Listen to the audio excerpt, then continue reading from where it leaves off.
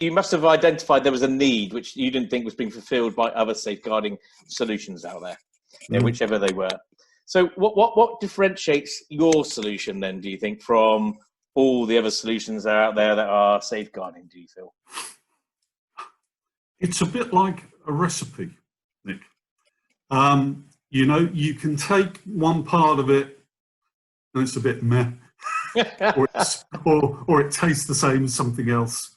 But actually, you know, when you take it into its sort of constituent parts, if you like, there are some really fundamental issues that start for me with being values-based. So one of the things that's really, really powerful to us and really important to us is our values and our cultural contract with our staff. Okay. Because everybody, as part of their induction, it's on our website, but as part of their induction, have to sign up to our cultural contract. Because to us, it is really important that people understand what we're about and support that mission of safeguarding. And it's all about, you know, protecting people from abuse, harm and neglect, wherever they are in the world. So to us, getting— It's a broad mission. Yeah. Oh, for sure. For sure. And we're up for the Commendable, I might add. yeah. We're up for the challenge because actually, you follow the child where the child goes. You follow the vulnerable adult where the vulnerable adult goes. And that's agnostic of education or policing or healthcare or the home or wherever. Actually, put that child or that person in the palm of your hand and ask yourself what's going on in their universe. Well, then you really are asking a fundamental question about how do we carry that person forward as a community. You know, and that to us is a really important part of our mission. If you can't buy into that, well, I'm sure there's lots of other transactional jobs you could go and do, and you might have fantastic skills, but we can train skills, we can't train attitude. People can play attitude, but you can't train it. So to us, fundamentally, the right mindset, you know, is crucial. So that's the kind of first really building block, you know, are you up for this? Because it's going to be demanding at times, actually quite upsetting, depending on the cases you're dealing with or whatever. So are you up for it? And are you up for it kind of in a way that goes beyond, I'll come to work, I'll do my hours and I'll get paid? Actually, do you understand why it's important? So that's the starting point. Then the next bit is actually understanding safeguarding to a degree that you are, you know, you've got expert practitioners who have not only talk about it in a theoretical sense, but have actually done it in a practical sense. And to be honest, sometimes carry the scars of doing so, because things don't go right. You know, you're dealing with human beings ultimately. So safeguarding is done by people. The fact that we use software to enable safeguarding is almost a side issue. Safeguarding is done by people who deserve the very best support, the very best tools that they can get to be able to fulfill their responsibility. You know, when you step back from the whole, and I'll talk about education, because that's the majority of what we do, although we do a lot more besides. Keeping children safe in education is a tick list. It's a kind of, this is what you should do, tick, tick, tick, tick, tick. Now, my own daughter is a teacher. She did a postgraduate qualification and spent 2 hours and a few PowerPoint slides on safeguarding. We anoint people to become the designated safeguarding lead. I'm now the head teacher of my primary school, therefore I'm anointed the designated safeguarding. Whether I have any experience, skill, aptitude or interest, I'm now the designated safeguarding lead. Now, you would hope people have got at least 3 of those 4. But the truth is there are no professional qualifications. There is no clear role description. There is no competency framework linked to any kind of national competency standard. So you're asking people to take on a huge responsibility. So one of our fundamental building blocks is to have that competence, or to have access to that competence, and to actually make that competence available to the people that use MyConcern. Because there are very few other places that they will get it in a comprehensive fashion. There are thousands upon thousands of safeguarding trainers, safeguarding providers. I've seen school fencing adverts, because school security gets a mention in keeping children safe as being a safeguarding product.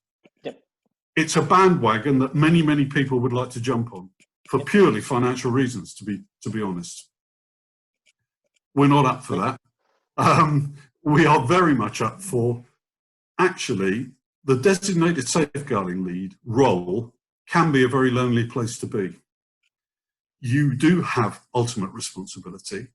If you don't understand the law, if you don't understand the professional practice, if you don't understand the rules around data sharing, information sharing, the regulations around pupil records, when you can and when you shouldn't share information with other agencies and with parents or carers, there are some absolutely fundamental, detailed issues that a software solution will never help you with, because you would never be able to do the job.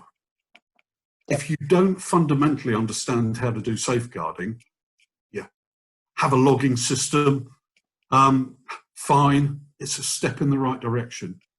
But actually, when you are standing in some kind of hearing, God forbid an inquest, but it could be a disciplinary hearing, it could be a family court, quite often, because these safeguarding issues particularly involve parents, you can end up in the family court.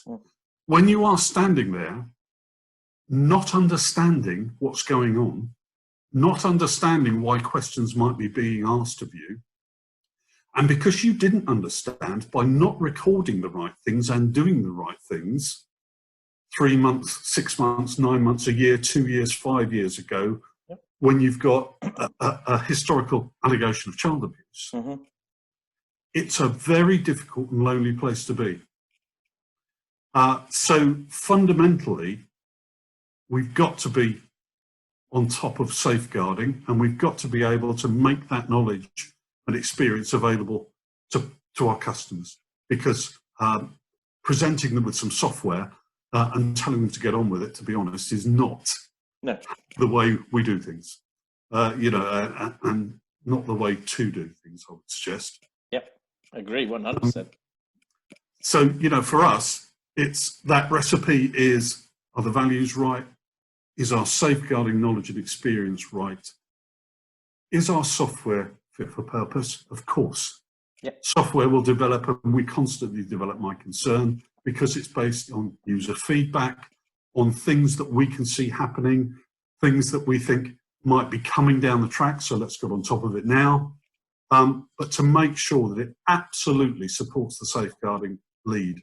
The number of wonderful things that people have said to us about MyConcern has transformed the way we do safeguarding. Has been awesome. I mean, since COVID-19 kicked in, we started doing weekly COVID-19 support sessions, because one of the things that we have are flagship schools, where we have schools that make very deep use of MyConcern and want to help develop safeguarding practice. And we also have an independent safeguarding advisory panel, which includes some senior head teachers, but also includes barristers and lawyers and so on and so forth, to make sure that the advice that is then going out to people, at the very least, the options that people are introduced to, because ultimately they make their own decisions, is very, very reliable.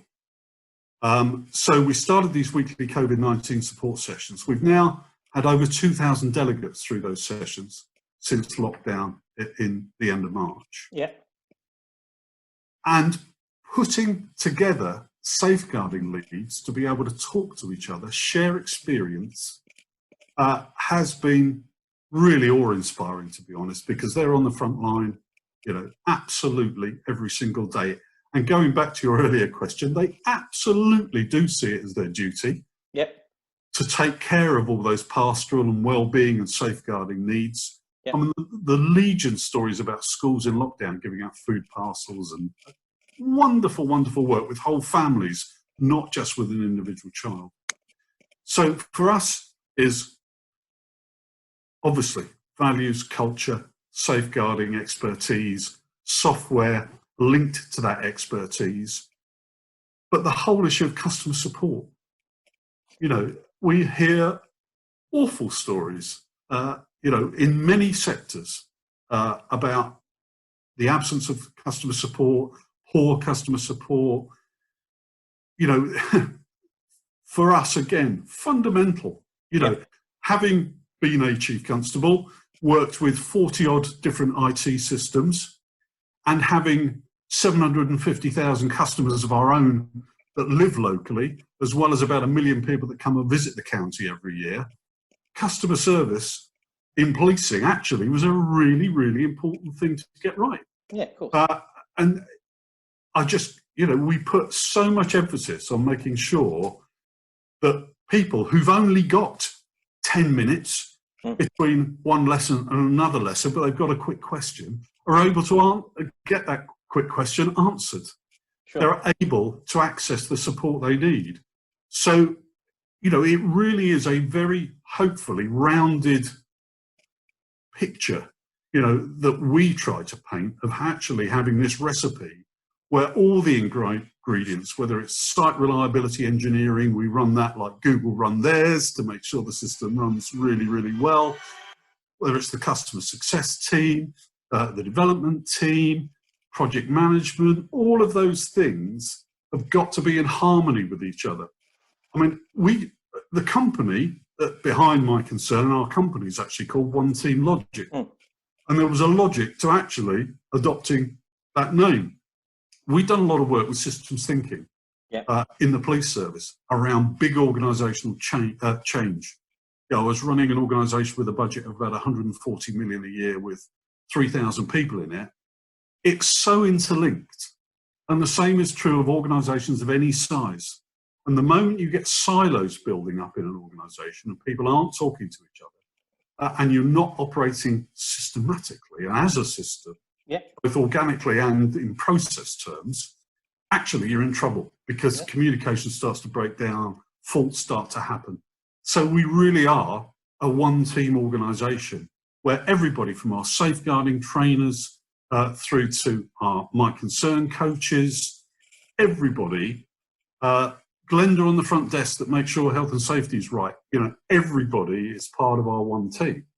And for us, that's, I think, why we're different. And you can't emulate great people.